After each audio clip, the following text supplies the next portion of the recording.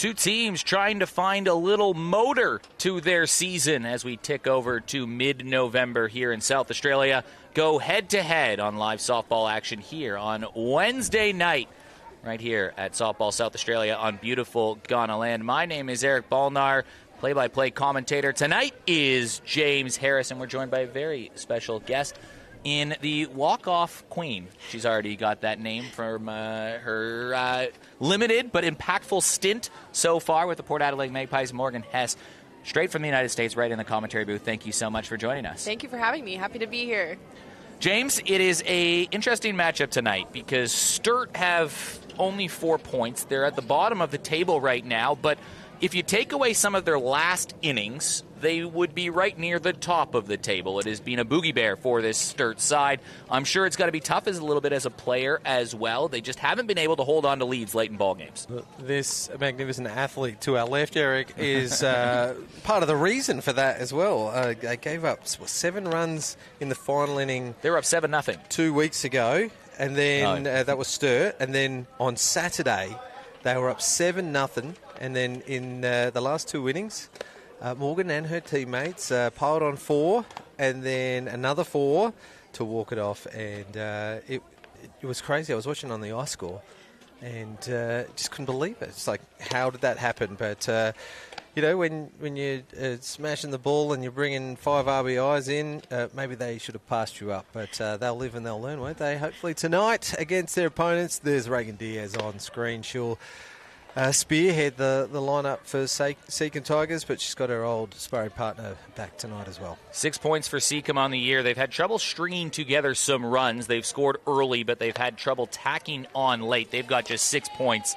They'll need to get their motor going if they want to make a run towards the finals where they lost in the grand final last year. Starting pitcher tonight of note, Norm Morris. That's Eleanor Morris. She started a game 2 weeks ago for Sturt.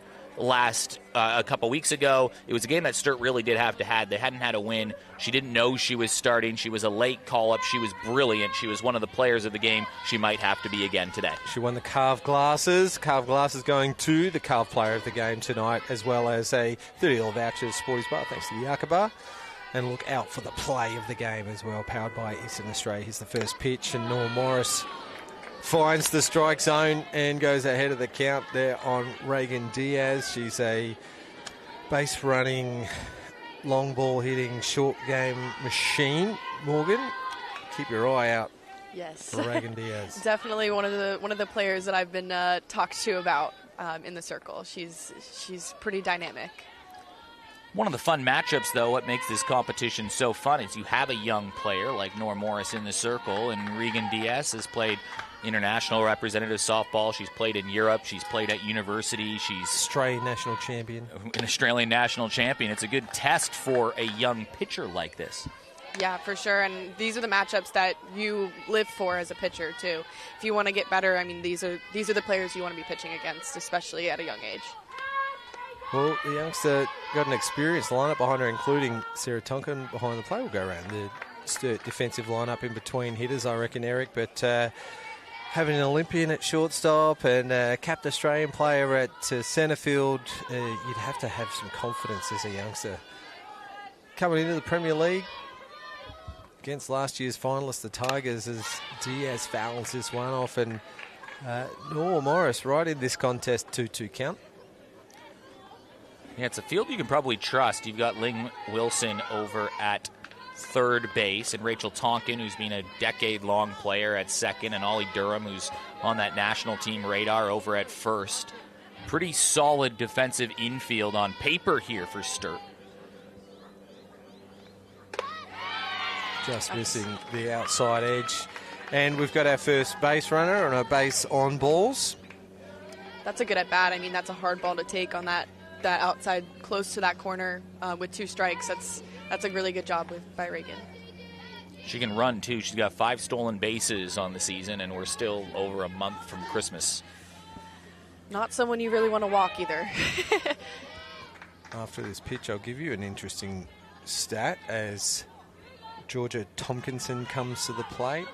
I'm expecting to show, but watches this one to allow Diaz to steal, and the throw goes to centre field. Make it 6 stolen base on the season. She has all of Seacombe's stolen bases on the season so far. So the team now has 6. She has all 6. Does that change how you approach a batter, knowing that the runner on first is probably going to go? Yeah, for sure. I mean, that's not somebody that we want to walk. That's especially first batter of the game. You want to set the tone and really start with a strike and start hopefully with an out, because if you walk her, it's a double. That's the equivalent. So. That's a good way of looking at it. She gets to first, she's getting to second. Exactly, yeah. And possibly third. Yeah, I know you and Eric were looking at ChatGPT profiles before the broadcast, but he didn't get to my playing career. I was a catcher as well, so I know a little bit about the game. There you go. And you're We probably got a pitcher, we got a catcher. This is you're probably calling outside the zone, a bunt situation or a steal situation. Give that catcher every opportunity to throw that runner out, or if the batter's going to chase it, maybe pop it up or foul it and kill the ball. So good call, Morgan. I think we might have you back. It's early days yet. You've still got a bit more time to go. 2-1 count here for Tompkinson. This one's in the dirt. And still looking for an out. Still looking, yeah, that's it. One batter in. And she did show bunt a couple of pitches ago, and having a runner on third with your 3-4 hitters coming up, I mean, it's going to increase your chances of scoring every day of the week. But Coach Anderson giving the youngster an opportunity to do that herself, bring that runner in, but she'll strike out swinging, and a nice change of pace from Noor Morris for the first out. Yeah, that's a big confidence booster for a young pitcher like that to get the first out, especially with it being a strikeout. I know with a runner on second, especially a fast one, getting that first out is really important. So that you can see the confidence building in that. Changes the complexion a little bit of the inning with Becky Havis, who's one of the stars of this Seacombe team. She's on the Stars South Australian representative side.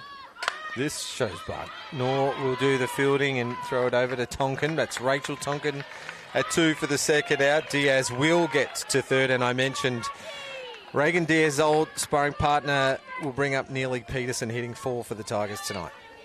You pointed, Eric. Yeah, what a difference Neely Peterson made to the Seacombe Tigers last year. She was one of the big reasons that the Tigers went from just outside the finals to in that championship game. She can crush it over the fence. She's one of the best, if not the best, catcher in the competition from last year. She was the Stars catcher, caught every pitch of that national championship campaign last year. That's a big boost, a return to the lineup for Seacombe, getting Neely Peterson back.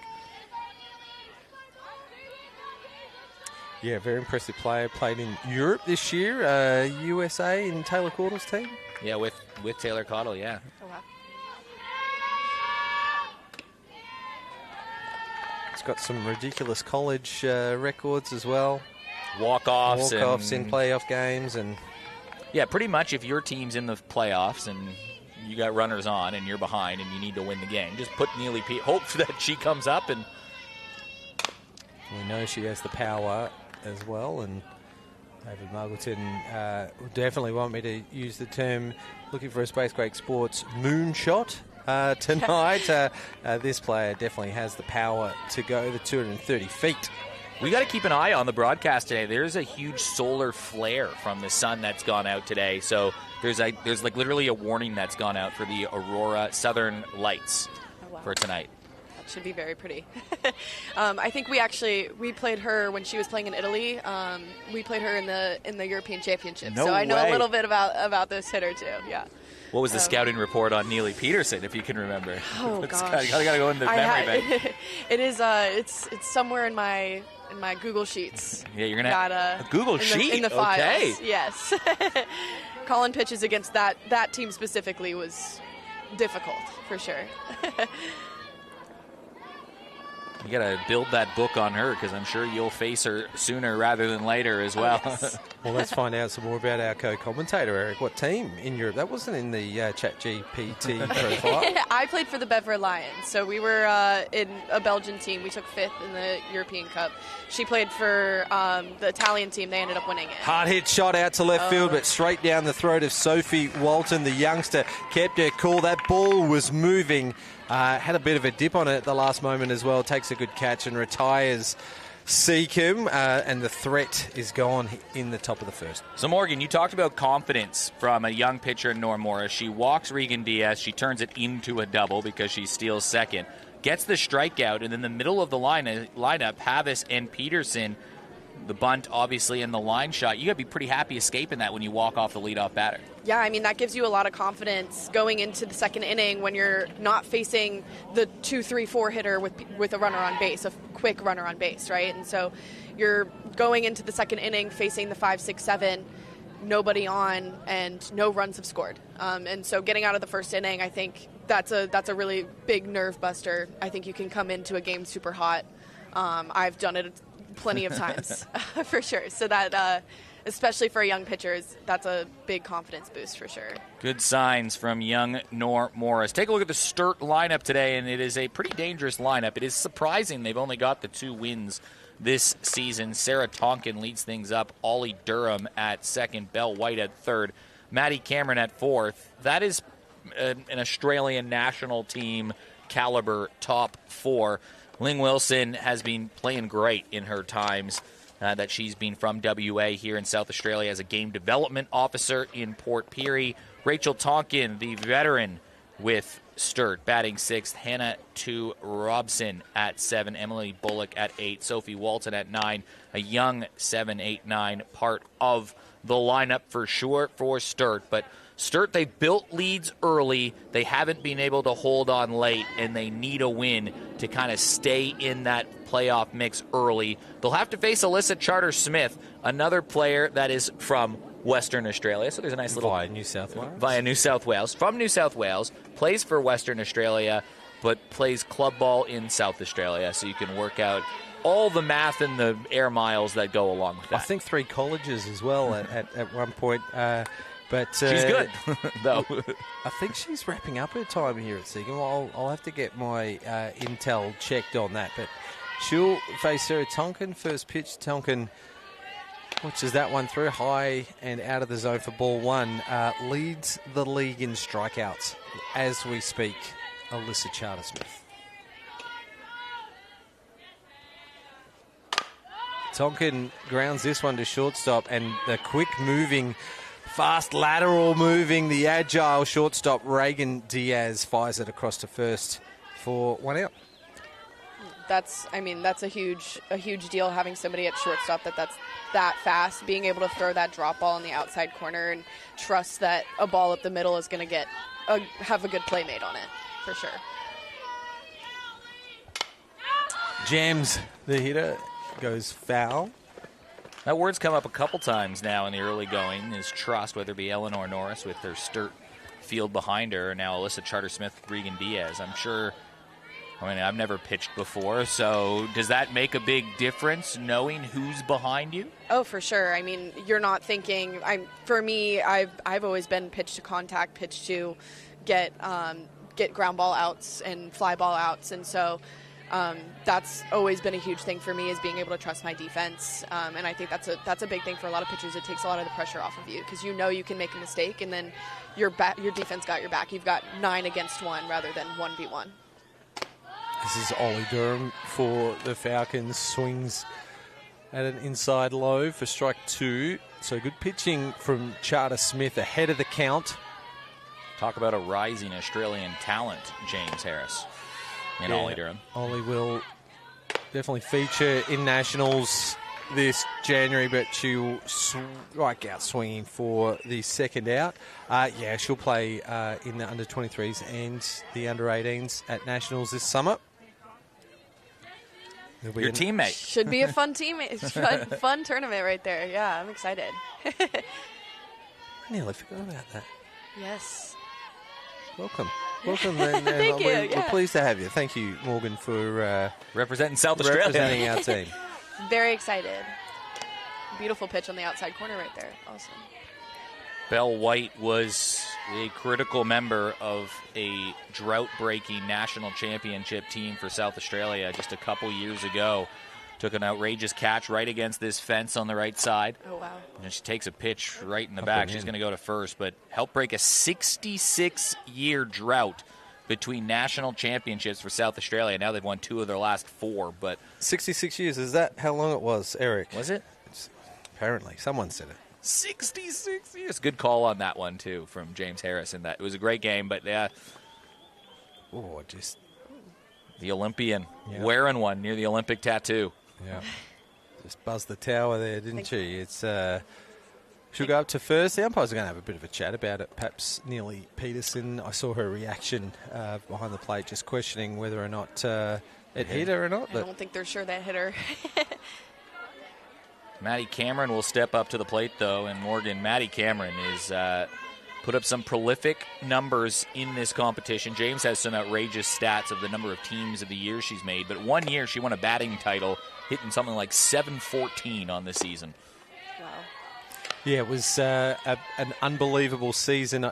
She didn't not get a hit in a game for the entire season, so that was 24 over the course of 24 games, multiple hits per game, hitting 700. Her on-base average was obviously higher, and just those numbers, you'll never see that ever again. And we talked Brie Marcelino, who's won the hitting award the last 2 years, hitting 500 or 550, saying how unbelievable that is for a season.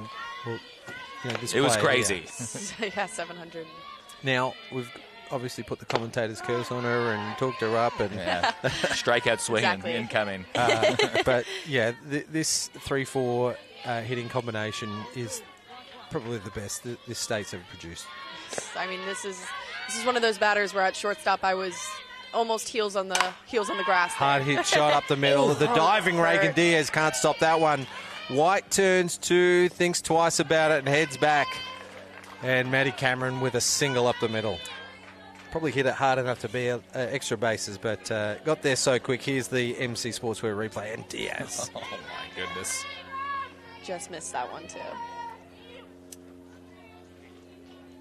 Kind of says a lot about all those players right here. It's a hit up the middle for Maddie Cameron, which we've called, plenty of times, but just the effort from Reagan Diaz over at shortstop. Ling Wilson has worn the green and gold at a Canada Cup. He's played really well in her debut in the South Australian Premier League. And Western Australian teammates going head-to-head here, the pitcher and the batter. It's always tough going against your teammates, especially ones that you're still actively playing with sometimes. So. Battle you probably want to win. For sure. Wilson hit one out last time Sturt played the live stream game, as she swings and misses on that one. Earned her the play of the game, powered by Easton. Yeah, Sturt, they've had a season that's been on a knife's edge. They could have 10 points. They're stuck with 4. Can't win a premiership in November, but you can certainly dig yourself in a hole deep enough to make it incredibly challenging to.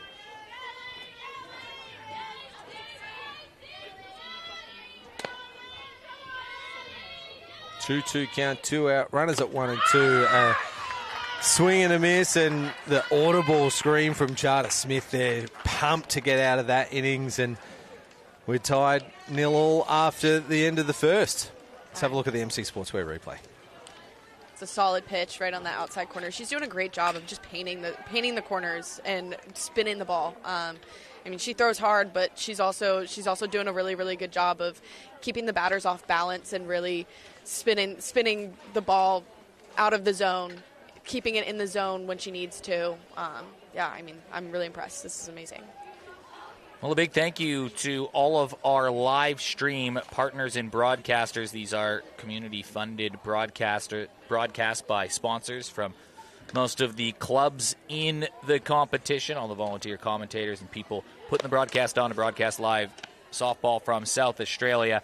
Seacombe, who are up to bat right now, they are sponsored by Carve Performance Eyewears, big partners of not just, Seacombe, but also giving the Carve Performer Player of the Game, giving the eyeglasses, well, not eyeglasses, the sunglasses each game. So if you're tracking a fly ball under the sun, watching from the stands, Carve's got you covered. They got sharp vision, serious style. You can check out the full range at carve.com.au.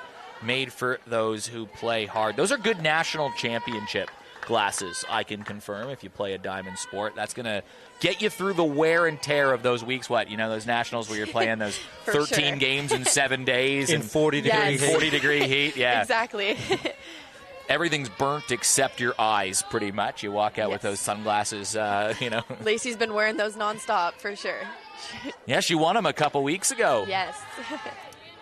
I've got that in my notes. Perhaps you've seen Lacey wearing hers? Yes. She went on script. Yeah. Sorry. Thank you. That was very good. It's always good when your notes come in handy. Here's Abby Mossman swinging the bat for the Seacombe Tigers, getting in the 5 spot, and has been a handy contributor for the Tigers this year. A couple of RBIs, and now that Neely Peterson's here, she'll slot somewhere else. She's a good utility player. It did the role for catching for the first quarter of the season. Can you believe that? We're already a quarter of the way through.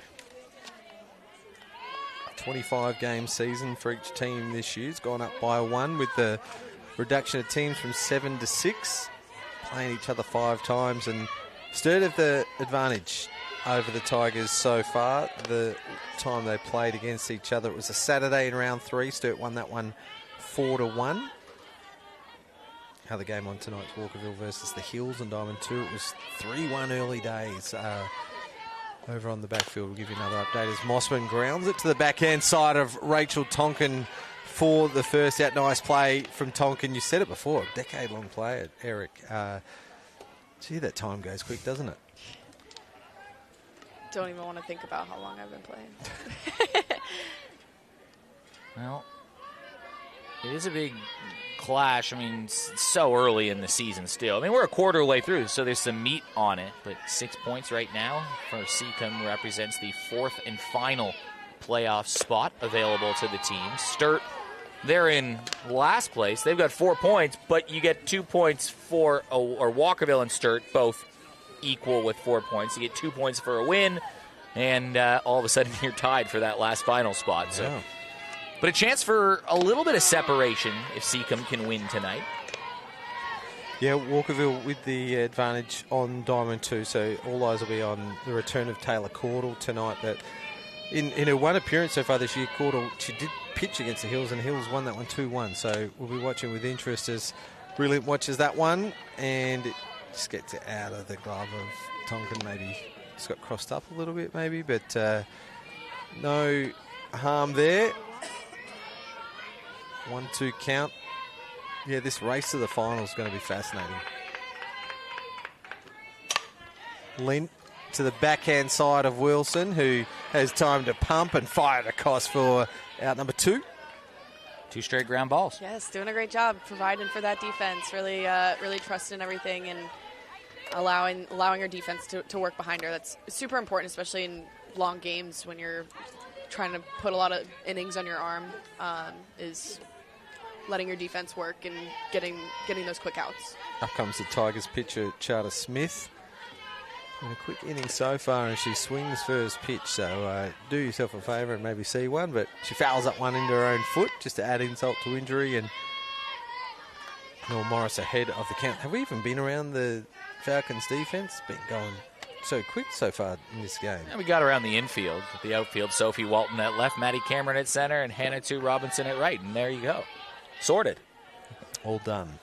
Wilson, White, Tonkin, and Durham left to right from third short, second to first. Sarah Tonkin catching, and that's Eleanor Morris in the circle.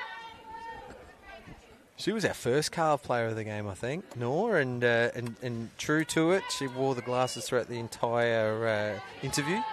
And she wasn't expecting to start the game tonight. Either. Yeah. Well, when she won the carved glasses. Off the end of the bat, and Durham's in a foot race, and she'll beat Charter Smith there for the third out. 1-2-3 inning for the Falcons, and well, I don't think either team's been able to arrest the momentum just yet or gain an advantage, both with runners in scoring position, but the defense has held up so far for both sides. She has completed the bingo, I suppose, in terms of ground outs. She had that bunt in the first inning. That was the 1-3. Then she went 4-3, 5-3. Oh, she still needs a 6-3. She's got the ground out to third. So once she gets the 6-3, she's got the ground out to every position. It's going to get it. It's going to be Belinda White. We have not told you who's umpiring tonight's game. Behind the plate is Steve Wallace-Yarrow. Got a Softball Australia Service Award earlier this season for his services as the state umpiring chief. We've got Pete Fairley over at first base, and we've got the Hall of Famer Damien McCauley at third scorers tonight. Speaking of Hall of Famers, Hall of Famer life member Tula Connolly and life member Jill Williams colouring in the circles. Big thanks to Sturt's broadcast partner, Safeguard Insurance Brokers. More on them a little later on in the broadcast. I want to talk about defense so far in your game. Safeguard, they're the ultimate coach for your business defense. So look up Safeguard Insurance Brokers. Keep you covered for all those curveballs and surprise plays. Rachel Tonkin pops up. Second base is Tonkinson, who takes a nice catch, and that will retire Tonkin.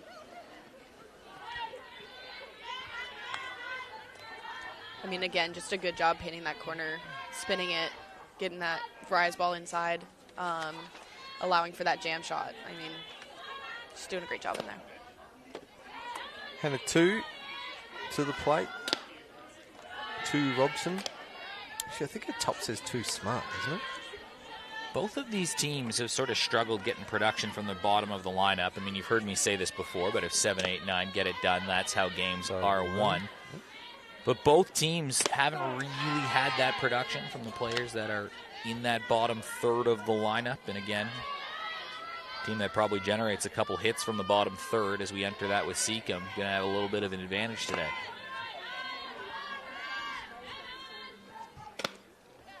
Well, that's what this game's about. Run production when you've got bat in hand and stopping the runs when you're in the defense. Simple. Of course, right? It's pretty simple when you say it out loud, but you've got 9 batters. You've got to get the production from all 9 to win these games in the Premier League.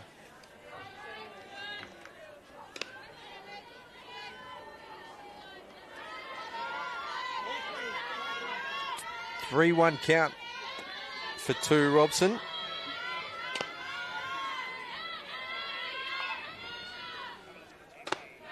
And Charter Smith fights back with a strike, and now it's full.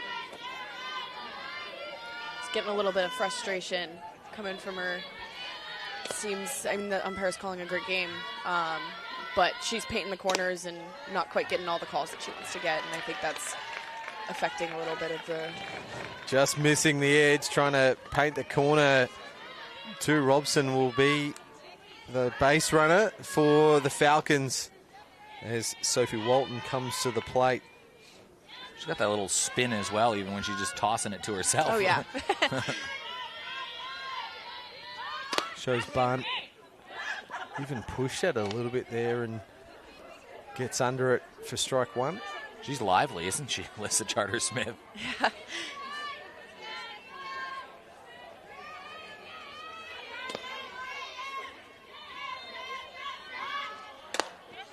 Pushes again at that bunted tent and will go behind the count, 0-2. We want her to get a hit here because it's important to turn over the bottom of the lineup, even if to just put the ball on the ground, right, after two missed bunt attempts, right? That's not quite what we want, right? Strikeout swinging. That was actually Emily Bullock. Sophie Walton's coming up to the plate now, the lefty, for the second out and third strikeout of the game for Charter Smith. So you do as a pitcher, just attack up after going 2 straight missed bunts? Yeah, I mean, an 0-2 count, you can kind of do whatever you want with that, right? And you go your best versus her best and see who wins on that. Now she goes low. Yeah, you can hear the groan when she's not getting the call, too. Yeah, a little bit. I can't tell if that's her or the stands behind us, though.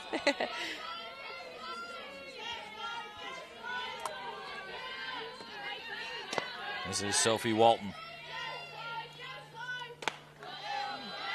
Keen eye so far. A couple that have only just missed. We'll go 2-0 ahead of the count. My apologies, I had one eye on the other game. It's Give you an update for that pretty soon, but score check is 4-1 to Walkerville. And a 2 on first. Sophie Walton ahead of the count. Big swing and a miss as Hannah 2 is in no man's land. Will be run down from Diaz for the third out. Perhaps a hit and run, maybe. It was a swing on the bat and the runner went, but... I'm not sure. Neely Pearson from the knees. Yeah, she didn't go hard. And Diaz there on the MC Sportswear replay in a canter. I wonder if that was supposed to be a delayed steal, but done wrong. We won't know. Didn't work. She had her eyes up the whole time, so. Well, there you have it. 2 complete innings. It is double duckets on the scoreboard. And over to you, Eric. Yeah, big thanks again. We did mention Safeguard Insurance Brokers. Big plays need big protection, and Safeguard Insurance Brokers are your MVP for business coverage. From safeguarding your assets to keeping your team secure, Safeguard makes sure your business stays in the game. Why choose an insurance broker? Because we fight for you, not the insurers, getting the best cover at the best prices and backing you when it counts. Safeguard Insurance Brokers, protecting businesses so you can keep swinging for the fences. Big thanks to Safeguard for stepping up, partnering with Sturt as our broadcast partner this season. James, how about a Sports Center update on the backfield? And 10 years of Spacequake sports broadcasting, thanks to Spacequake Sports. How about it? On Diamond 2, Walkerville in the 4th inning are leading 4 runs to 1. 6 hits for Walkerville, 2 hits to the Hills. They all came in the first inning for the Hills, but they've made 5 errors since then. Oh.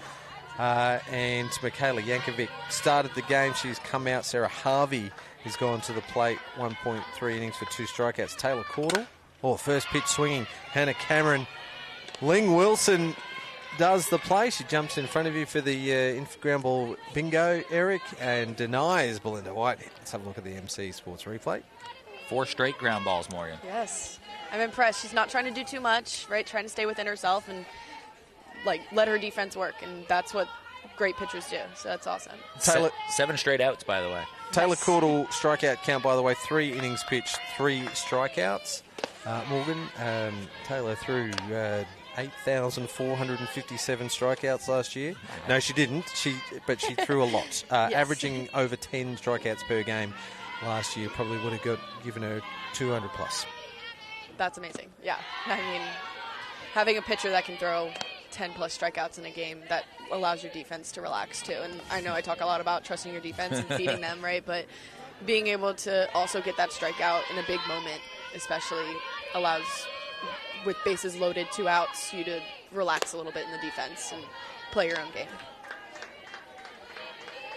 Big out here with Bianca Pash. She gets on base. You got Regan Diaz coming to the plate with something to work with on the base paths. Solid numbers for a 9-hitter, 200 average with a 333 on base for the season so far, and she will go down swinging, and Nor Morris picks up her 2nd strikeout. Take a look at the replay.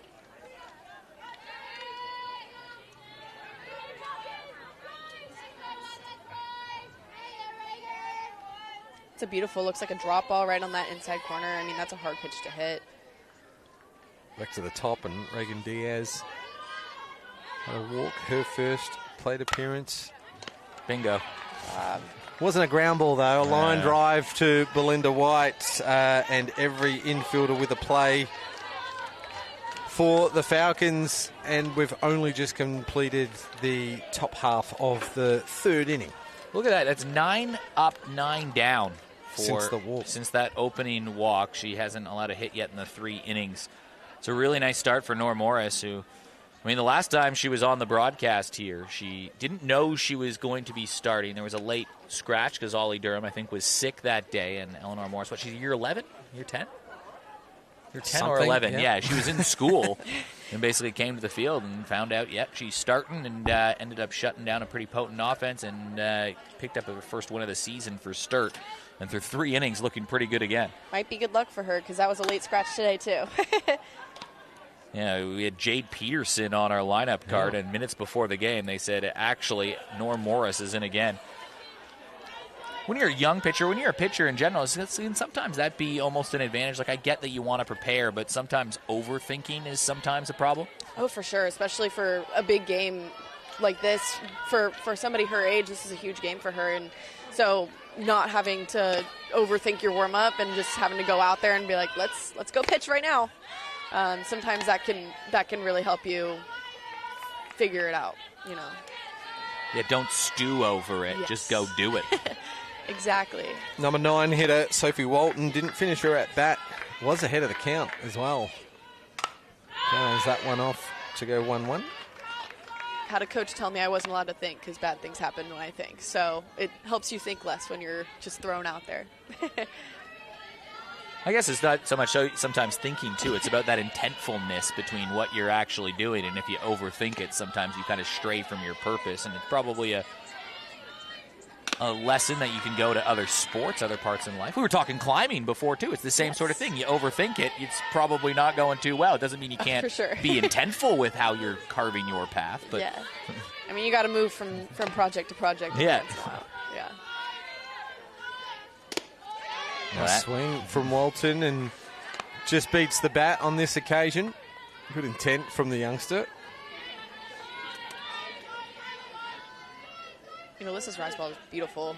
Even when she's like missing a little bit more over the plate than she wants, it's getting swings and misses all day just because it's jumping. It looks really beautiful. Fouls that one off to stay alive on a 2-2 count. Morgan, you know your craft very well. I can tell that already. But where will the Port fans see you playing most this season, do you think, seeing as that Lacey's come over here as the pitcher?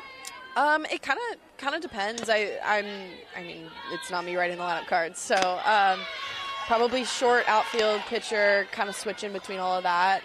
Lacey's been doing an amazing job in the circle, and I kind of love all of these positions. So you know what it sounds like to me, Eric, is that Ben actually favours Reagan Diaz as a player, and you've basically just said what position she plays. Everything? Yeah, foul tip. Name a number between 1 and 9. I have been compared to her a few times since being here, I have to say. Strikeout, that is number 4 of the day for Alyssa Charter-Smith. Just one hit in this ball game so far. It came from Maddie Cameron, that knock up the middle. There's been 4 base runners total, 2 walks, a hit by pitch, and that walk. But combined between the two teams. Combined between the two teams, and 3 of them for the Falcons. Back to the top of the order, and Sarah Tonkin. Second time through the lineup. Yeah, both teams have turned it over to the top of the order in the 3rd inning. This one's going to be a cheap out. Becky Havas calls out Peterson for the 2nd out, and we're ticking along here. I think we're, 35 minutes into the game, and we're about to go, we're 1 out away from completing the 3rd. Becky did a good job going over to get that, calling it early and loud. I mean, I could hear her through the headphones, right? Did a good job going Becky. to get that.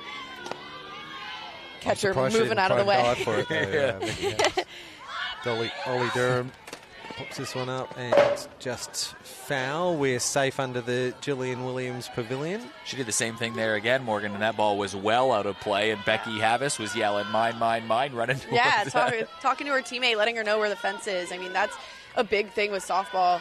You don't see it as much in baseball, but softball is a lot of talk, a lot of like communicating with one another. There's long fences or wide fences, a lot of foul territory in this field, but letting your catcher know like where the fence is, that allows the catcher to go hard for a ball that's behind her, so that she knows somebody's going to tell her if the fence is there. It's a good point, because this is starting to feel like that game where that key moment might come from a tiny mistake that someone makes, and that could come in the form of maybe it was a foul ball that you could have had that little extra juice for. You make the play, the at-bat ends. You don't make the play, it's a base hit up the middle that leads to a run. Whatever it is, I'm just talking those tiny things that make a massive difference when you add them all up at the end of the game. For sure. I mean, my coaches in college have always talked about the little things. It's the little things that wins game. It's not the huge diving plays. It's plays like that where it's a spinny ball. You got to stay down on it. But I mean, that's what wins games, because if you do all the little things right and maybe make one big play, you can win it. But yeah, I mean, especially in pitcher's duels like this, which, I mean, it's only the third inning, but as of right now, it's looking like a pitcher's duel, right? We're halfway through, right? Like, the defense is going to be super important, right? And being able to make the simple plays and make all of the simple outs, that's going to be the deciding factor here. That was a ground ball back to Becky Havis at first base for the third out. We've completed the third inning, and it is a 0-0 ball game. Yeah, this is going to be a big part of the lineup, though, for Seacombe. They've got their 2-3-4 coming up in Tompkinson, Havis, and Peterson. Now, they had a base runner to work with the first time they were up, but hard to fool them twice in a row. It's going to make this leadoff batter here all that more important, knowing you have the big bats of Havis and Peterson right behind Georgia Tompkinson. No hits given up so far for nor Morris and Sturt. It was that leadoff walk, and it's been 9 up down since then. On the Seacombe offensive side of things, they had 2 base runners with 2 outs, mind you, in the first off a hit by pitch and a hit up the middle from Maddie Cameron. Just the 1 walk since that moment. Both batters have used their defense. 4 strikeouts for Charter Smith, 2 through the first 10 batters faced for Eleanor Morris. Hits are going to come. It's just going to depend how impactful they're going to be. Well, that was my thought process just then as well, Eric. We've seen in the Premier League time and time again, it's maybe not the first or second time through the lineup, it's the third time through the lineup. Falcons have got options. Whether or not Peterson is fully fit, they can go to the veteran, or they can go to the youngster who's playing at first base tonight, Ollie Durham, if they need relief for Nor Morris. But so far, so good. Tell you what, though, Nor Morris has put herself, as we reach sort of the close to halfway point in this game, she's put herself in early contention to maybe win another pair of carved sunglasses as the performer of the game so far. Alyssa Charter-Smith also has something to say about that right now. Those would be the 2 lead candidates in a 0-0 game, you'd think? 1 hit and 4 strikeouts for Charter-Smith, or no hits and 2 strikeouts for Morris. It's a dead heat at the moment, I'd say. And funny enough, this game can end in a tie in a theoretical situation. Yeah, we play 90 minutes, or we can complete a game if time permits, which means we can go into extras if time does permit. We've seen that on the odd occasion. Tompkinson will get a lead-off walk, and they always say never walk the lead-off because more often than not it ends up in a run. But last time the Falcons did that, it was the first inning, and Reagan Diaz wasn't able to score. So see if the Falcons defense can hold up here with the youngster at first. But the big hitting Becky Havis in the box, followed by Neely Peterson. This is about the moment where my dad throws his hat. He hates when I walk the lead off, for sure. I'm sure he's listening right now. But what's your dad's name?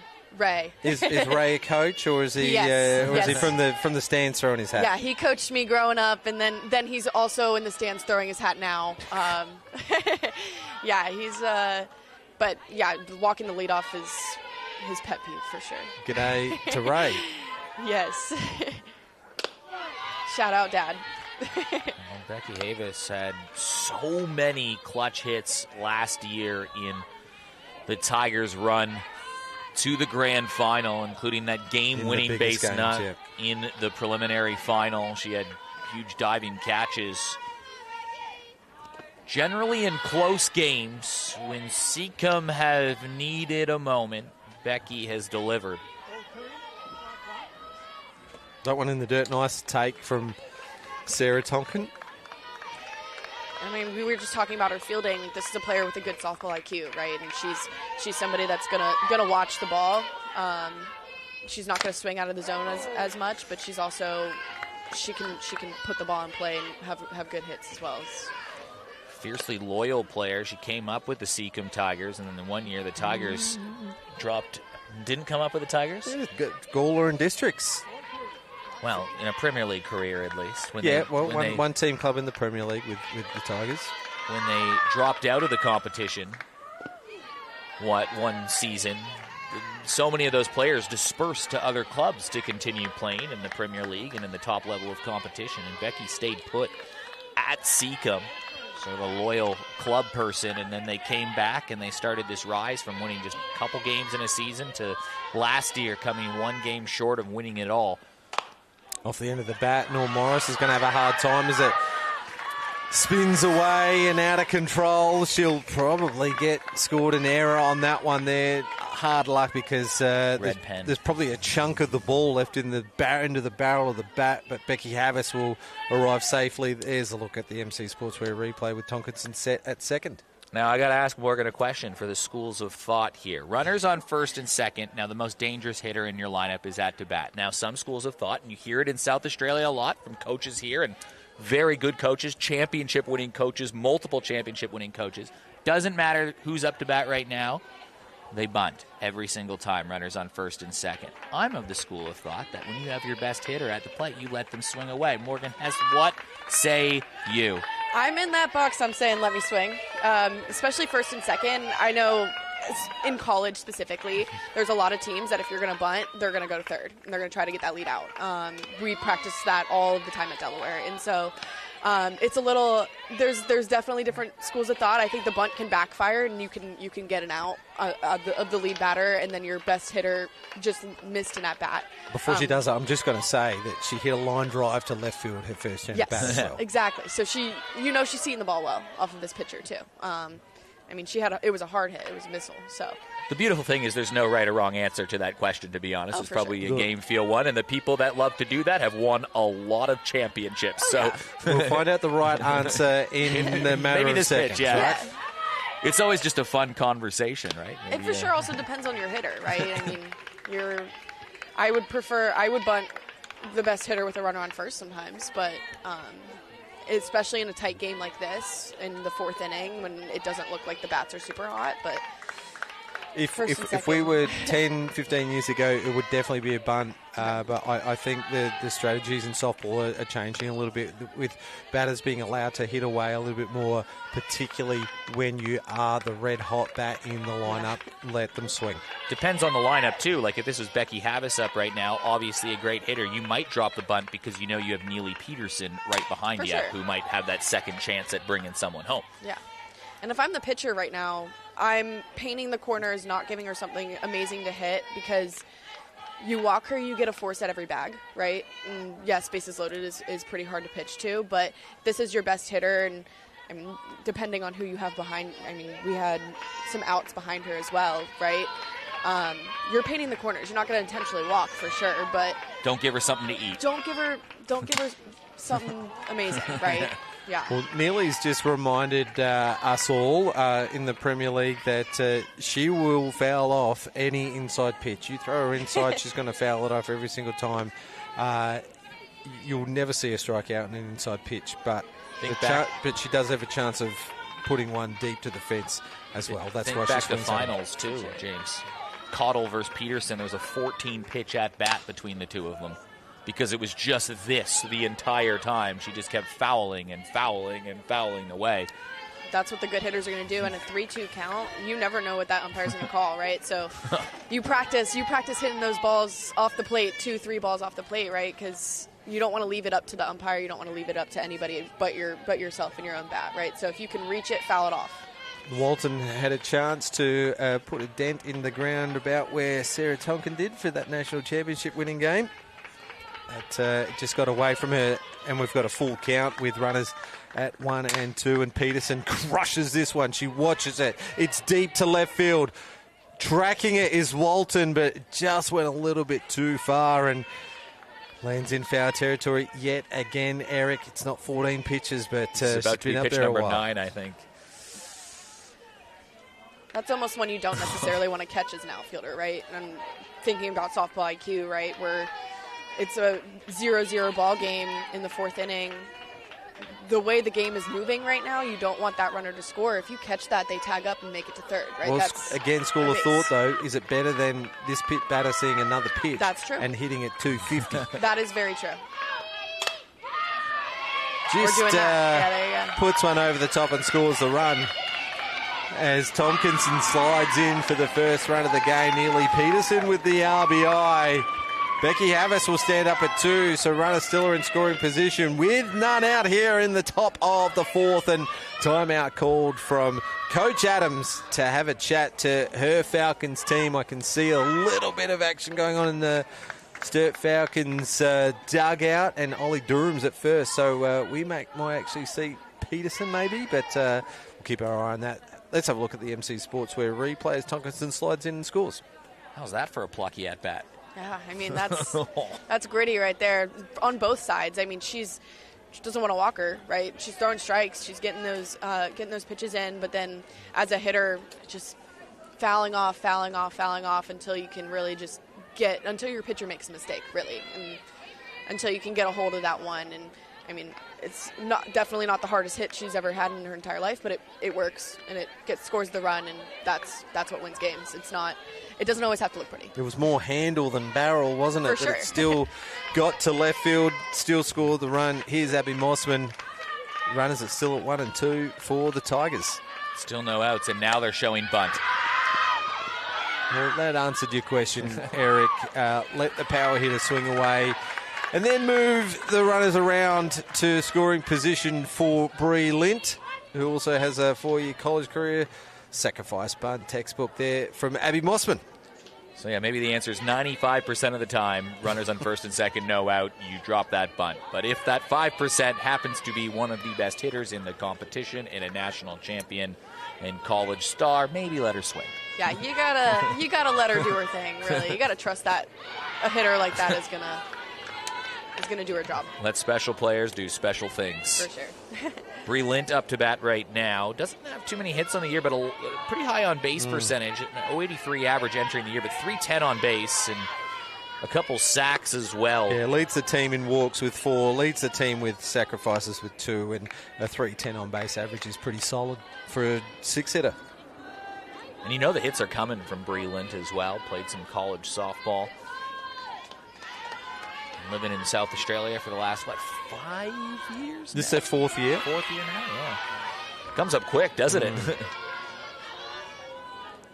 We'll finally get to meet the family this summer. Living out here, working with Softball South Australia as well. It's a good place to live.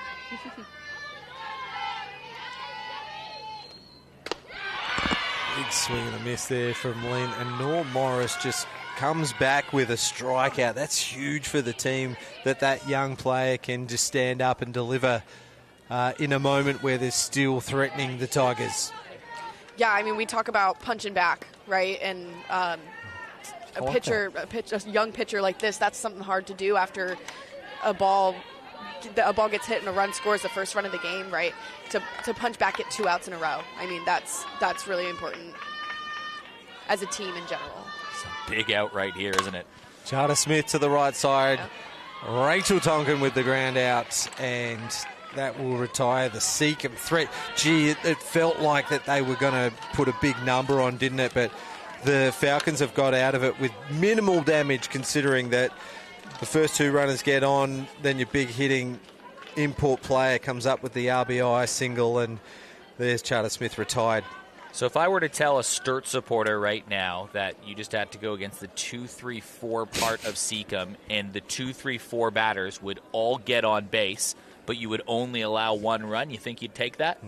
I would take that for sure. I mean, that's a huge thing. A huge deal is limiting that damage and being able to allow that run, but then come back and really not just take it, right? That was a great job. Yeah, that's interesting. I love talking to pitching coaches about that kind of let you in on that little secret that sometimes the key to pitching isn't necessarily putting zeros on the board. It's stopping that 1 becoming a 2, or that 2 becoming a 4, or making a 0 out of something that could have been a 2. It's just keeping damage to a minimum, knowing that this is an imperfect game for most people. It is a mental game for sure, and you don't see pitchers with a zero ERA very often, right? And so being able to recover after that 1 earned run allows you to limit and keep that ERA low, and keep the runs to a minimum, allow your defense to work. The first pitch swinging for Belinda White. She comes up with the hit, and you speak about punching back, Morgan. This is one of the heavy hitters that we have in South Australia. So Belinda White on cue, punching back for the Falcons. We have ticked over the halfway mark. We're about 50 minutes in, and we're halfway through the fourth inning. So right on the halfway mark either way, time or innings, which means that we're coming to a close of the game on Diamond 2 is 4-1 in favour of Walkerville Cats at the moment. We'll give you an update on that in the next 10 minutes or so. Here's Maddie Cameron. The only hit so far of the game for the Falcons is, well, prior to Belinda White's at-bat, was Maddie Cameron. Well, similar situation that Seacombe kind of found themselves in. They had the middle of the lineup up to bat, the most dangerous part. They got the leadoff on. They ended up scoring that run. What can Maddie Cameron do? I mean, when you're down by 1, you need more than 1 run, too. So you got your best hitter up, you're going to let her hit. You need more than 1 to win it. High and out of the zone. Well, with one swing at the bat, the complexion of the game can just change. Sure. Momentum will swing. With the Tigers coming up to 8 in the lineup, they will tick over to the top again, but Falcons with a chance here as Peterson will throw the ball, and Belinda White easily back. James, that was the big thing with Seacombe last year, and now with Peterson back, it'll have the same effect. But 2 years ago, more teams stole bases against Seacombe than any other team in the competition. You put in Neely Peterson, and they went to one of the best defensive teams in the competition. Peterson can throw out runners from her knees. It just changed how you approach them from a base running perspective because there's so much respect for that arm behind home plate. Yeah, she's a big, imposing frame as well, big as in tall. She's athletic, and she's got that gun arm, the pop-up, as Becky Havas comes in and calls everyone out. Belinda White just toying a little bit. Maddie Cameron retired, and perhaps a breath taken there by the Seacombe defence. Ling Wilson will come up. Here's a look at the MC Sportswear replay. That's a huge deal, having a catcher behind the plate, as we were talking earlier about having a catcher behind the plate, and that can throw runners out, and that's not going to give up those extra bases. I know as a pitcher, Alyssa's being able to paint the corners, allow a walk or two, and not be worried about the runners taking extra base. Bunt from Wilson, and that throw from Peterson nearly took the glove off of Tomkinson, who makes a good play, completes a good play for the Tigers. 2 out now with the runner at 2. Rachel Tonkin up to bat. How quick was she up there? I said that before, athletic, right? Yeah. So not only has she got the arm, she can move as well. Let them relax over there. So bunt in the book, 2-4 for those scoring at home. Rachel Tonkin, in familiar style, just watches the first one through. Charter Smith trying to navigate her way through a leadoff single.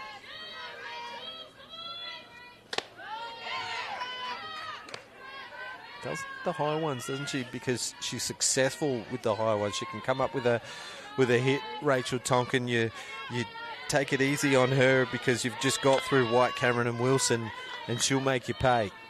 Yeah, I mean, Alyssa's been working that rise ball all game, and if that's working, that's what's working. You stick with it, right? And it is important to have a change and mix it up a little bit, but I'm loving her ability to just stick with that rise ball and really do what's tried and true.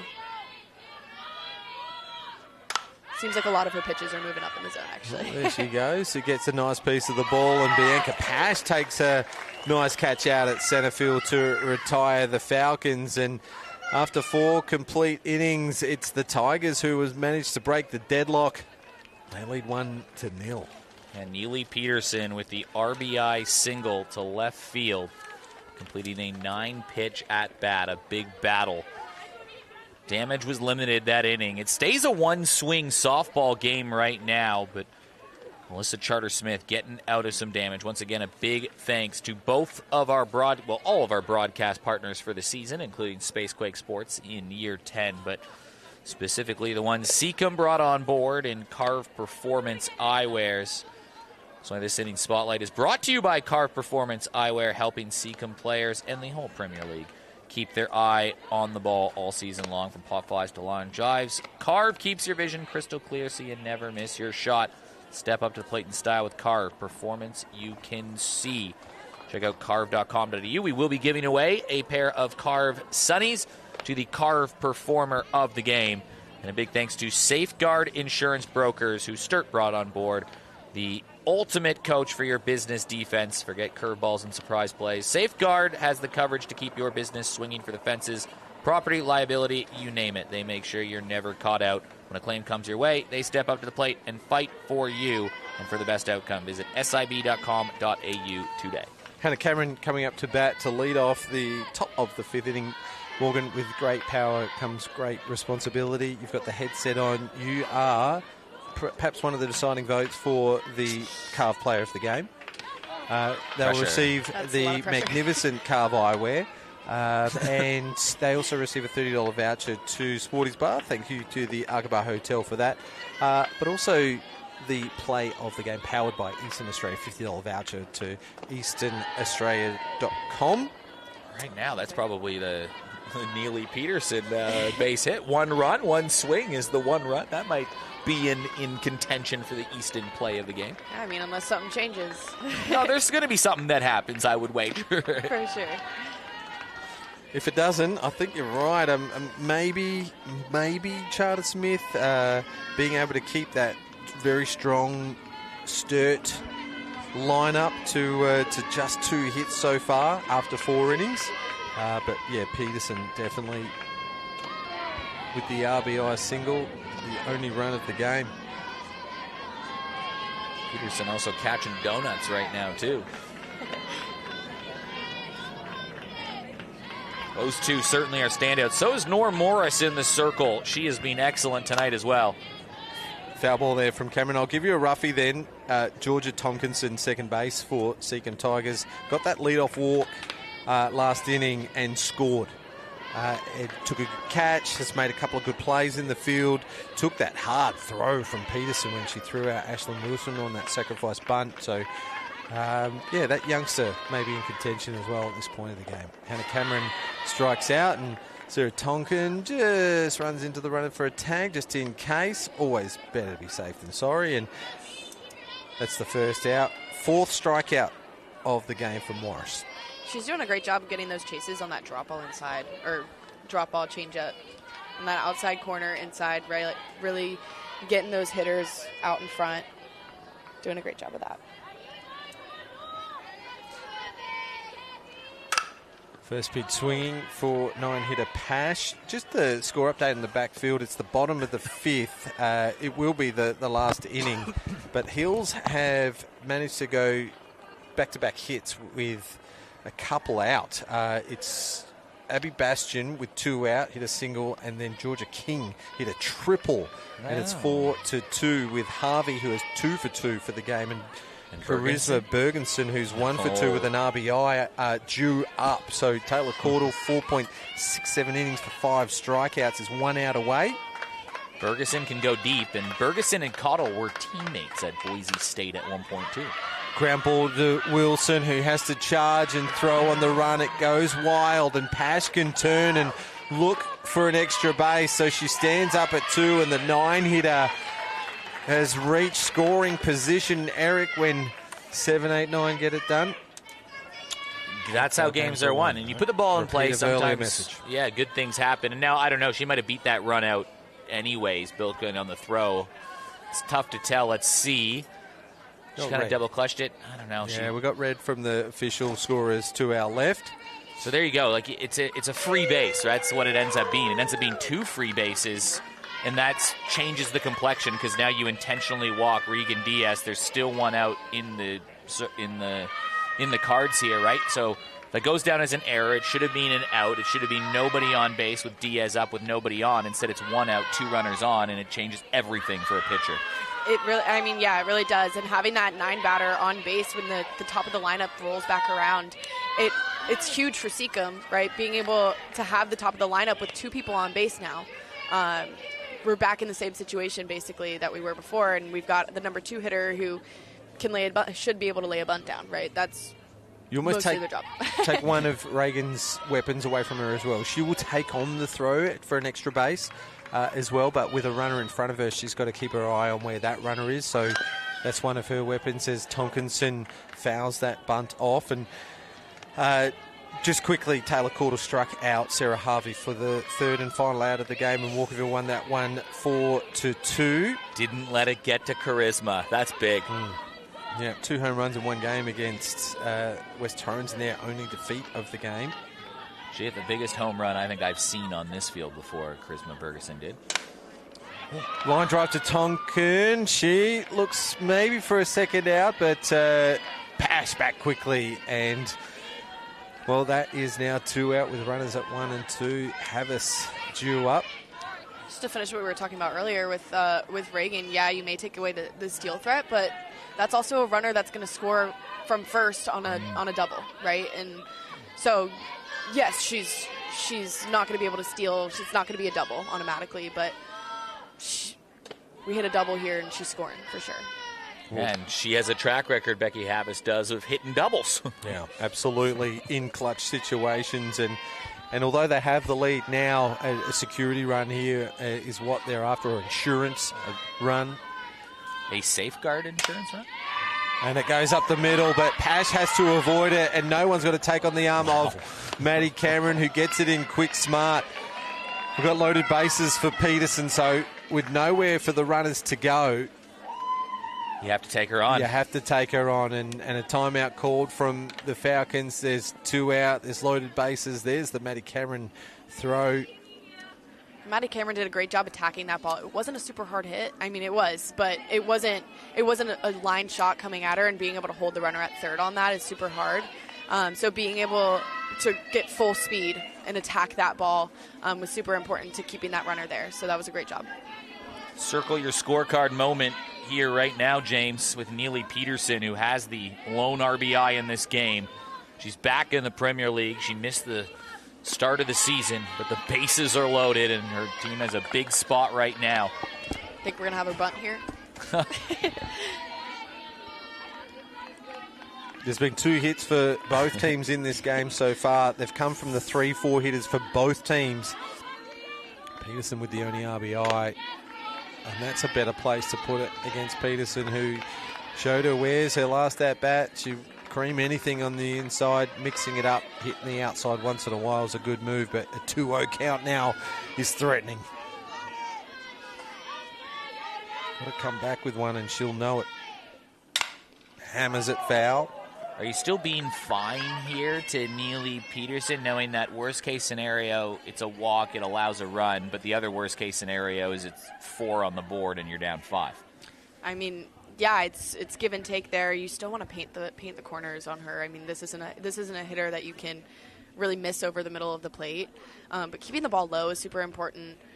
Trying to get those ground balls that she's been doing all day, right? Trying to get those ground balls. I know she's somebody that can go down and get that, but giving drop balls, trying to feed your defense. A ground ball is going to get an out at home, save a run, right? Could be a double play. That's what we're really hoping for here. Only need 1. 2 outs and a nice pitch. That's one we want as a pitcher for sure. I don't think that missed the edge. I think that missed low. 7 ground ball outs so far this game, by the way, to build on your point for Nora Morris. It's a big pitch. 3-1 count. High for a ball, and that will bring in a second RBI for Neely Peterson.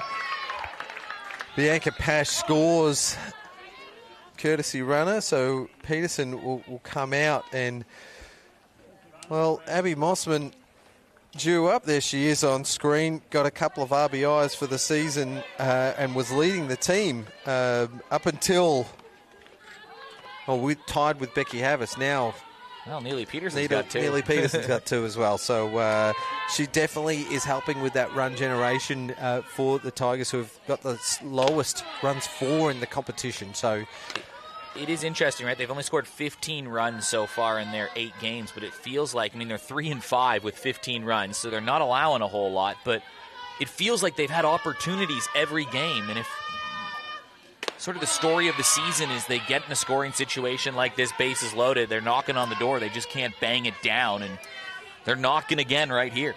Yeah, as an offense, it's about timely hits. It's not always necessarily about that long ball, right? It's about being able to be clutch in those clutch situations. And as a pitcher right here, I'm thinking I'm attacking this hitter, right? She did a great job those first 2 strikes, getting those first 2. You just walk somebody with bases loaded. That's a hard pill to swallow, right? But giving a free run. But, being able to go and attack this hitter, she's doing a great job. We talk about how young she is, but she's throwing a lot of maturity out there in that mound. She's doing a great job. Into the karaoke and a slight fumble from the left fielder in Walton. Throw comes to home, but Havas will score 2 RBIs for Mossman. She builds that tally. She says, Neely Peterson, you've only played 1 game for her so far this season. I can't let you be leading the RBIs. She finds the gap and scores 2. And the Tigers go out to a 4-0 lead. That is a big moment right there. It's going to be in the running for the Easton play of the game. 2-0. I mean, it was a 2-swing game, a very close game, and now it's runners on first and second. But those are 2 big insurance runs that is going to make you breathe a little easier if you are Sturt, or Seacombe, rather. Even that was a good pitch by Eleanor. I mean, it was low in the zone, knee height, inside corner, right? And batter just does a really, really good job of going down to get that and finding a hole in the 5-6 hole, right?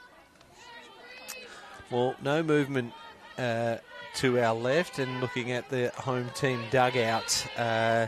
So I think they're going to have to stick with Nor. Not sure if there's an issue over there with the 2 other options that the Falcons have. For pitching, here's Bree Lint up to bat. Still 2 runners on for the Tigers, and they've put a crooked number on this inning so far. 3 runs so far to go to 4-0 lead. Like 20 minutes ago, you said it's the 3rd time through in this league that does the damage. What are we? Third time through. Score? Yeah. Damage. Damage control now for the Falcons, and it was the error, the wild throw that was the first base runner. Little things. Lint drives one out to the left side, and good catch taken by Sophie Walton to stop the bleeding. But it might be enough as we are an hour and 10 in, so about 20 minutes to go. Sturt put in a big inning here. It might be the last, so maybe they've got 6 outs to play with to try and make up that deficit. Yeah, you want a big inning, but if you're going to go big, it has to be the inning here, because if it's a 3-run inning that takes 12 minutes or 15 minutes, that's not going to do anyone favors. I think they'll have 6 outs to work with. They should be fine. Well, the Tigers had 8 batters to the plate that inning. Only 2 hits, an intentional walk, a base on balls for Peterson, a wild throw thrown in there as well. They put the 3 runs on, and got to take care of the softball. Well, and exactly what we were just talking about earlier. The difference in this game is going to be making those little plays, right? The little things, fielding that bunt, right? Or even in the outfield, bobbling that ball. That could be the difference between safe and out at home, right? That it may not have been, right? But that bobble in the outfield, it takes an extra second or 2, and that could have been a really good play. So just being able to take care of the softball, really making sure that we're doing the little things right, having the communication on the bunt, or taking our time when we have time, right? That's the difference in this game, and that's a 4-run difference right there. That's huge. That's the voice of Morgan Hess, the import player with Port Adelaide. Had the walk-off winning hit versus Sturt on the weekend. Went at Delaware University, played in Europe recently, in Belgium. Finished 5th at the European Championships. Can name a number between 1 and 9. Maybe not third base or maybe catcher. not 5 or 1. Yeah. Any of the other ones. Or 2, rather. 5 or 2. Anything else? Jordan Lee, first pitch swinging, drives one to left field, and a great catch taken by Abby Mossman. That player is in the game. Couple of RBIs, and now a nice catch. It's a good piece of the ball from pinch hitting Jordan Lee. Here's a look at the MC Sportswear replay. Put some gear on me. Maybe I could try it back there. But Get you in. You're going to play on the South Australian under-23 state team. Get you in training one of those days. Get peppered or something like that. There we go. Looking forward to it. Those practices are awesome. So I'm excited to play with the team. Another pinch hitter. Abby Weir, I think. Number 16, Yeah. Abby Weir. Another under-23 teammate of yours? Yes, amazing player, great catcher, super positive, always at practice, ready to work. So excited to see her get to work here in the game. You mean throwing to Abby Weir? Yes. Threw a bullpen to her on Monday. So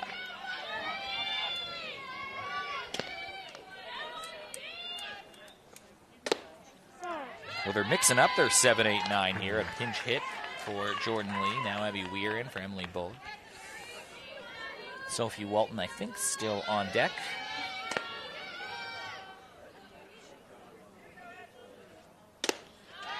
Pinch hitting is definitely is definitely a special skill. We had one girl on our Delaware team who only pinch hit basically and just was clutch every single time. So if you have a good pinch hitter, it can really change the motion of a game. Missing outside. First pitch against Weir. I reckon Charter Smith just turned the volume up to 11 there. Came in pretty quick. One of her hardest pitches of the game so far. So she's got a little bit left in the tank here, Charter Smith, which might be key to their success here for the Tigers as she throws her 5th strikeout. Where's Alyssa Charter Smith sitting right now among the contenders for the Carve Performance Eyewear Player of the Game? Well, I did say that. two hits, one to White, one to Cameron for no runs. It's hard to lose a softball game when you don't allow a run. Yeah, for sure. And, I mean, hate to give it to a pitcher all the time, but she's dealing out there. She's really doing a great job. When you give up 2 hits and no runs, it's hard not to give it to her, And that's fighting words for me. I've got to go with the catcher. Peterson is cool in the game. She's catching to Charter Smith for probably the first time ever. Hasn't put a foot wrong.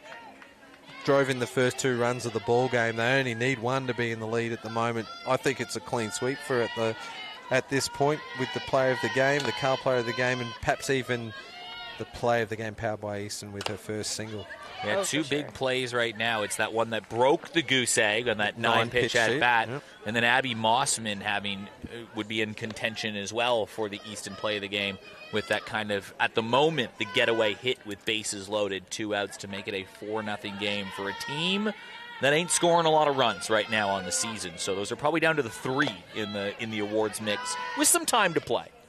Resumes have been submitted, but they're not complete yet. Foul to Walton. All right, now I will get on Team Charter Smith. She was our first broadcast play of the game. It wasn't the Carl player of the game in the first game. It was the Alcobar player of the game, so she only got a $30 voucher for player of the game. Right, so it's almost like she's earned. She might need another 4 outs, though, so there's still a long way to go. You do make a good point with Peterson behind the plate. I mean, she's doing a great job back there, and I can't imagine how hard it is for catchers to be jumping in with a new pitcher that they've never caught before. I do not envy that, and I'm so impressed. I mean, we got Riley back behind the plate. She's doing an absolutely amazing job back there. She came and caught me in the European Cup and had never caught me before, and she just did an absolutely amazing job. So it is an interesting discussion, though, too, because, I'm not knocking other catchers in the competition at all. All I'm going to state is that Neely Peterson is the national champion catcher for South Australia and played all over. There's strikeout number 6. So she comes with a certain reputation and pedigree, and she helped Seacombe go from outside the finals to the grand final last year. We know what Neely Peterson can do behind the plate. As a pitcher, when you know you have a catcher of that pedigree, whether you've thrown to them or not, does that give you more, how does that change your aura, confidence, whatever you want to say, when you're just throwing and trying to do your job? Yeah, I mean, it really is. It's the confidence that I know whatever I throw, she's probably going to catch it. And I know that I can play around with my changeup, have it go in the dirt, and she can block it and throw a ball to first base, right? But then it's also just the attitude behind the plate, right? Being able to stay positive in pressure situations. I really love to feed off of my catcher and really talk, be back and forth talking to my catcher, my teammates, all of that when I'm pitching. And so it's the experience of, yes, you're an amazing player, but it's also the experience of being able to calm your pitcher down, know what your pitcher wants, and be hyped for your pitcher, I think is a huge thing as well. Catcher James, long-time state team catcher for South Australia. What do you think of this catcher love and commentary? You've mentioned the European Cup plenty of times for Morgan. I won a European Cup with my Amstelveen team out of the Netherlands. And it was my third attempt, but yes, thank you for mentioning it, Eric. No, now I've forgotten the question. No, I mean, I get jealous when people talk about we're getting catcher love, elevating Right. pitchers. Is that your role as a catcher? Is elevate that pitcher? Well, there's a player out of the Hills competition named Jared Farrell. I'm not sure if you've heard of him before. An Australian Steelers player. The catchers make pitchers, don't they? Like, in all seriousness. I mean, they might be the lowest paid players in the MLB, but in softball, I think you'll find they're the smartest players as well, the catchers. But they unlock a lot. Absolutely underrated position for sure. I mean, they are doing a lot of work back there. New pitcher in the game, Eleanor Morris. A heck of a job keeping them in there. It was just a couple errors in the field that contributed to a 3-run fifth inning. Not really Eleanor Norris's fault at all, but in the game, one of the most promising young talents in all of South Australian softball. I think you'll play with her on the under-23s as well. Ollie Durham into the game.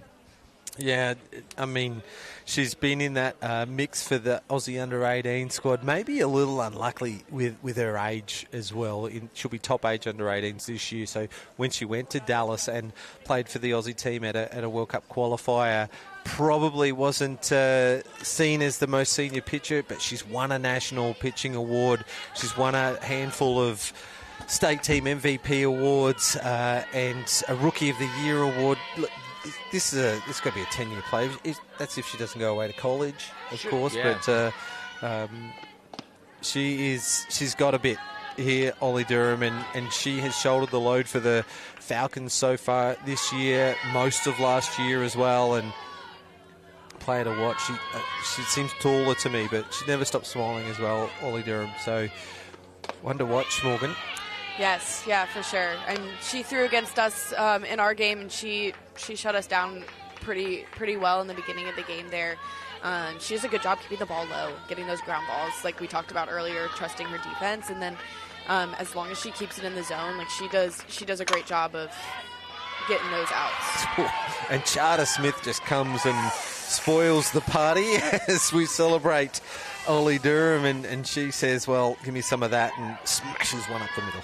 So I think she heard us over there. Yeah, she was looking for a little fine mark. She'd heard us talking up catchers, and she's just like, hold on, I've got the shutout going right now. And you know what? I'm going to add a base hit to my resume you're talking about for these Carve Sunnies as well. Yes. She's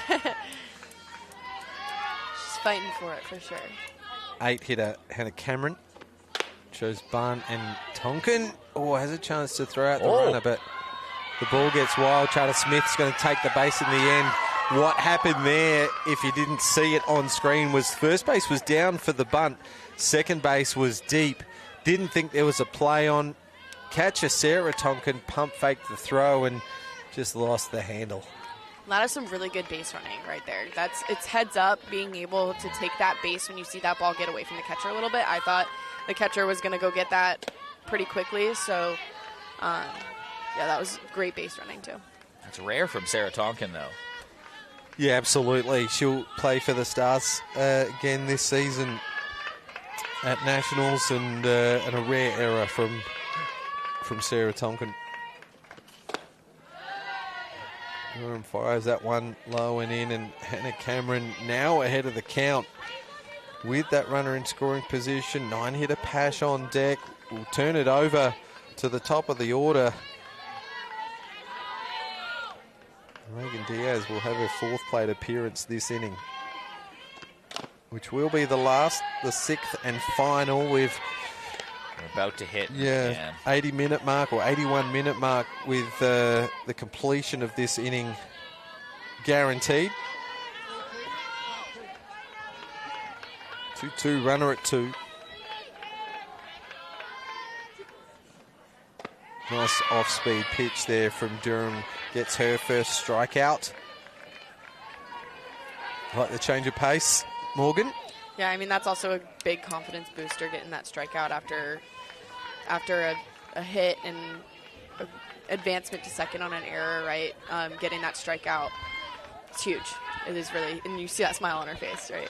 Talk about vibes from catchers. You saw in that instant replay there, the MC Sports replay rather, the reaction from Sarah Tonkin behind the plate. Just the hype. It was important. Yep.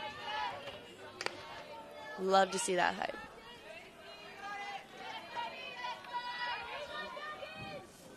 Punching back. That was a good one. I like that one. Thank you. Yeah. Well, Sturt have been hoodwinked late in games this season. They've given up 6-run leads. They've given up a 7-run lead. They had a lead versus West Torrens, and then they had a chance to win it with bases loaded. 1 out, and I think it was a 1-2-3 double play to end the game, and of all the things. So they're going to have to play the reverse Uno card today if they want to come back. Another hit up the middle. Oh, nice play from Belinda White. Diving play, comes up firing, throws out Bianca Pash. What a sharp play. That is just absolutely insane. That might, don't want to speak a little too early, but that might get the gift card right there. Nice play from Belinda White. Well, we haven't given play of the game to the losing team yet. We can. It's going to be. It's an awkward interview when you have both of them. But we can. We don't have to interview Belle either. But we could always walk over and get the photo with her. That could be in contention. That was a ludicrous play of the game. And you know what? Good softball right there. So there's a runner at third through all of that. If Sturt do come back and win this game and they have that 5th run that comes back there, you look back at a play like that and you say that was the 5th run and a runner standing maybe on, Maddie Cameron's back there. They'd be standing on first, but that might have scored a run. Yeah. Oh, for sure. If I'm Seacombe here, I'm trying to get that one more insurance run, right? I mean, obviously our pitcher's doing amazing, but it's the 6th inning. We're 3rd, almost 4th time through the lineup, right? It is the 4th time here with Reagan Diaz. Yeah, it's hard. It's hard to get 4 times through a lineup as a pitcher, and so we want to get that 5th insurance run right here. Even just to be able to get that ball out of the glove and over to first, there's some shortstops that you'd probably just say, hey, great job trapping, but don't throw the ball. Like, the runner's already at first. Like, don't risk anything. You're throwing from your knees. That ball slips away. It's an error. A run scores. Just, like, stop the ball, move on, take your medicine. That was ridiculous from Belle White. And knowing your runner, right? It's not a runner like Reagan who's going to already be on first base by the time you get to the ball, probably. Right? Ground ball to Wilson, and it just a nasty hop. She had the glove down, she had the body behind the ball, she was doing everything right, and then at the last minute it come up and bit her, and that allows Diaz on from an error and free bases. And the run scores as well. So Charter Smith, not only with the leadoff single, scores. She scores as well, the 5th run. I know that's counted as an error, but you got to give Reagan a little bit of credit there. She's fast, right? That's what a fast runner does to a fielder, right? She's trying to come up and throw that ball before she has the ball in her glove because she knows she doesn't have a lot of time, right? And with that runner on third, it adds a little bit of pressure to it. And so there goes, and she's thrown out Sarah Tonkin to Belinda White. It was a hose from Tonkin. She'd set up. She knew that it was coming. Belinda White was in the right place as well. What were you saying about fast runners, Morgan? Well, there you go. I mean, she's fast still, but she knew that was coming. She got a great jump as well. Yeah, got the timing right on the jump there, Diaz, and 6 stolen bases on the year, and Sarah Tonkin says, not on my watch. Well, not twice in a game anyway. I mean, that's a pitch out that's on the perfect spot for that catcher to go get that ball, and she did an amazing job going to get that and getting the throw in real quick. But, yeah, I mean, when you're expecting it, too, that helps. So this will be the final inning of play. The last 3 outs were already past the no innings time. We do have to give away the carve performer of the game. The 2 front runners for that so far would be Alyssa Charter-Smith, who has allowed just the 2 base hits in the game so far. Right now, she has sat down 1, 2, 3, 4, 5, 6, 7. She's sat down 9 of the last 10 batters she's faced. And ever since there's runners on first and second and 2 out in the first inning, Sturt really haven't threatened. Charter Smith also has a hit, but Neely Peterson, 2 RBIs, had a 9-pitch at-bat that broke a 0-0 deadlock, and she's catching the woman that is dealing in the circle. Those would be your top 2 contenders. We're talking about Easton play of the game. That Peterson go-ahead hit in the mix. Belle White, that diving cat, that diving stop over at short. Abby Mossman, how about her with the getaway run so far? There might be a few more twists to come here in the bottom of the 6th. A lot to consider, Eric. Let us know in the comments. Yeah. I don't know. Help us decide. Yeah. Call it out to the viewers, you know? Well, why don't we do that for the first time? We might even go to the viewers. Help us! Definitely help us out as we go into the home half of the 6th inning. We are about 3 minutes of regulation time, so this will be the final inning. Leave us a comment with who you think. Yeah. I mean, it's helpful for Seacombe when your battery are Tompkins, doing the 2 best. Deep hit out to left field. A nice catch from Mossman. That's one of the plays you spoke about, Eric. She has a couple of hits. Oh, she has a hit and a couple of RBIs. She's taken 2 really good catches deep into left field. Charter Smith, what's that now? That's 11 of the last 12 batters that she's retired. With 1 out, this is Ollie Durham. Still got to face White and potentially Cameron as she tries a change. It just gets away from Peterson. She needs a bigger glove as she joins us at the commentary. No reaction. She's been in the commentary booth before, Neely Peterson. She's been excellent in the commentary booth before. Her and Becky Havis in the commentary booth is a dangerous combination. So far, we've got 1 vote online for the player of the game, and it's Catcher Peterson. Thank you, Judy Harrison, for that. We're gonna have some intense discussions, I'm sure, after this game.